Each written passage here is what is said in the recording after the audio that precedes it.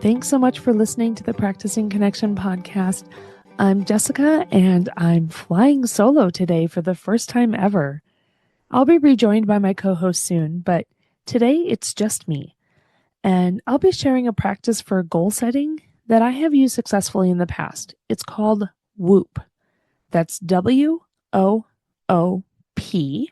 and it stands for Wish, Outcome, Obstacle, Plan. This practice has been instrumental in helping me overcome obstacles and change habits. I come back to it whenever I need to rethink my thinking about an issue. Let me give you an example. I used to forget to pack my lunch.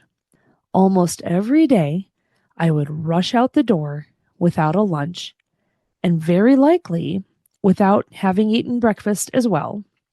But that's another issue for another practice on another day. The problem was that this didn't align with my financial goals. I wanted to save money, not spend it every day. And the other problem was that this didn't align with my health goals either. I used it as an excuse to eat fast food or to eat poorly in general, right? That food tastes good, right? I really needed to make a change though. So one day I was listening to a podcast episode that highlighted this practice. I remember thinking that the funny name would probably help me remember it. And when I mess up, I could just say, whoops, and try again. I'm a little embarrassed to admit that I chuckled to myself about that very unfunny thought. I don't recall who was being interviewed on the podcast. This was quite a while ago. But what I learned was that this tool was backed by research and that it really helped people with things like changing their behavior and realizing their goals, becoming more physically active, adopting a healthier lifestyle and diet, taking better care of their own well-being, exhibiting more pro-social behavior, and improving their performance. It sounded really impressive, so I went to their website to learn more. The website is woopmylife.org, and I'll make sure to have a link for you in the show notes because they've got some really great resources, videos, and even an entire kit for you to use to implement this tool in your work and life. So WOOP is based in the science of human motivation, and it uses the very obstacles that get in our way as the catalyst for achieving our goals. It does that by helping us to imagine what those inner obstacles are. So these are the things that maybe the thoughts and the behaviors that we currently have that we can change that are internal to ourselves. So these are not external obstacles. These are all internal obstacles. So it helps us imagine those and then create a plan for when those obstacles are happening. What can we do to move through that or to get around it and achieve our goals anyway? So let's learn more by getting into the practice and sharing an example.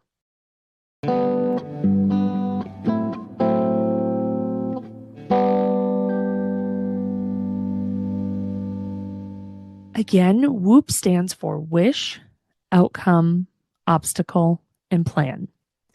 And you can practice this in a few ways. I like to use WOOP in its shortest version. So on their website, they have a kit, and there's a worksheet called WOOP in One Glance in that kit. That's how I started using this tool, mostly because I've primarily used this tool to forge new habits versus making longer-term goals.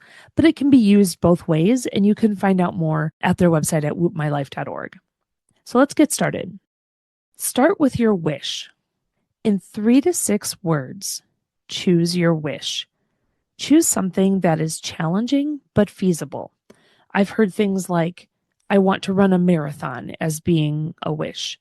But my first time practicing WOOP, I said I wanted to stop eating fast food for lunch. I thought that would be challenging, but also feasible. So now the next step is, in 3 to 6 words again, identify what would be the best outcome of fulfilling your wish. My answer was that I would feel healthier and more energized, right? So the next step we'll move on to is, what's the obstacle? Identify your main inner obstacle that holds you back from fulfilling your wish. So again, you're trying to do this in 3 to 6 words. And in my case, it was forgetting to pack my lunch or forgetting to take my lunch with me before I left.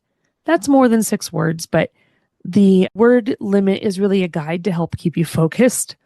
And then finally, in again, 3 to 6 words, note what action you can take to overcome your obstacle. So in this example, I thought it would be a better idea to drive past the fast food restaurants and instead pull into the grocery store parking lot to make up a salad or get some other healthier foods. Then you'll want to put it all together like this. So you're going to kind of create a little bit of an if-then statement. So if, state your obstacle, then I will, state your action or thought to overcome your obstacle. So if obstacle, then I will, action. Here's what it sounds like with my example. If I forget my lunch, then I will go to the grocery store. That's it. I am telling you, this practice has been such a helpful tool in my toolbox to help me change behaviors and improve my resilience and relationship with myself. That's it for this episode. Thanks so much for joining us or for joining me today. If you enjoyed this episode, click the share button in your podcast app to share it with a friend. Do you have a favorite practice you'd like to share with us? Click send us a text message at the top of the description of this episode. When you click the link, your text messaging app will open and you'll see a 7-digit number with the words do not remove. Type your message after that and click send. We'll share your feedback on a future episode. If you're listening on a computer, you can email us at practicingconnection@oneop.org instead. We'll be back next week with a brand new episode. Until then, keep practicing. The Practicing Connection podcast is a production of OneOp and is supported by the National Institute of Food and Agriculture, U.S. Department of Agriculture, and the Office of Military Family Readiness Policy, U.S. Department of Defense, under Award Number 2023-48770-41333.